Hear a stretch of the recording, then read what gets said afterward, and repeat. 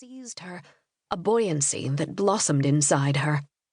Losing herself in the labyrinth of sound, she allowed her yearnings to soar. If only I were a somebody. Oh, to compose an opera, a truly great one, something no woman had ever done. She would call her opera Ver Sacrum, Sacred Spring, after the journal of the secession art movement. Her stepfather, Karl Moll, was the secession's vice president. His paintings lined the parlor walls along with those of his colleagues and friends. Gustav Klimt, Max Klinger, Fernand Knopf, Koloman Moser's exquisitely framed letterpress print spelled out the secession's motto. To every age, its art. To every art, its freedom. Freedom, Alma exulted. Her stepfather's circle was the vanguard, the cutting edge. They had defied the rigid conventions of the academy to create their own unique styles. After this break from tradition, the arts could never be the same again. As hidebound and conservative as Austria might be, with its emperor who seemed to live forever through every scandal and revolution, Vienna was a bubbling font of artistic innovation. Ver sacrum, indeed. Not only were there avant-garde painters and architects, reform dress that liberated women's bodies from crippling corsets, and new writers such as Hugo von Hofmannsthal, but there were also young composers. With her entire being, Alma longed to leave her mark among these blazing new talents. Oh, to compose symphonies and operas that truly expressed the spirit of this modern age. How she longed for the vision and strength to see her dreams reach fruition. "Help me, divine power," she prayed, she who had disavowed all formal religion. "Guide me.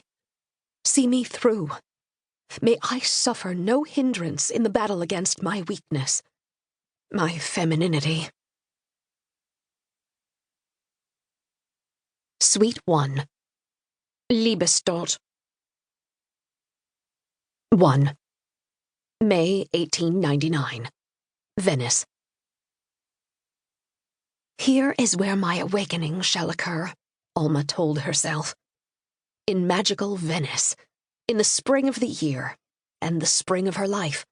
Never mind that it was pouring rain, and fog hung as thickly as wool.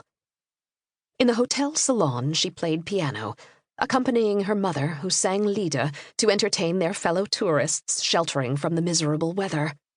How beautiful was her mother's soprano, how flawless her diction.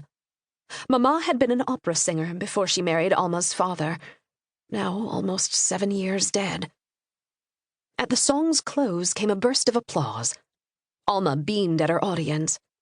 Sitting among the English and German tourists were Gretel, their stepfather, Karl, and his colleague Gustav Klimt, who seemed to regard Alma with amused speculation. For Easter, Herr Klimt had given her a silly card of a shepherdess encircled by adoring sheep sporting gentlemen's hats. Alma kept it tucked in her journal.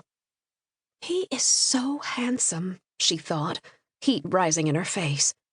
With his powerful body, his curly hair and beard, he reminded her of the figures on ancient Greek vases. If Gustav Klimt had even the faintest clue how infatuated she would die. 37 years old, the most celebrated painter in all Vienna, he could marry a countess just by snapping his fingers. Nonetheless, Alma made herself stare right back at him to prove she wasn't some giddy girl he could disarm with a smile. Her stepfather was so fond of Klimt, he had all but begged him to join them on their journey through Italy, even though Klimt swore that he hated foreign travel and was terrible with languages.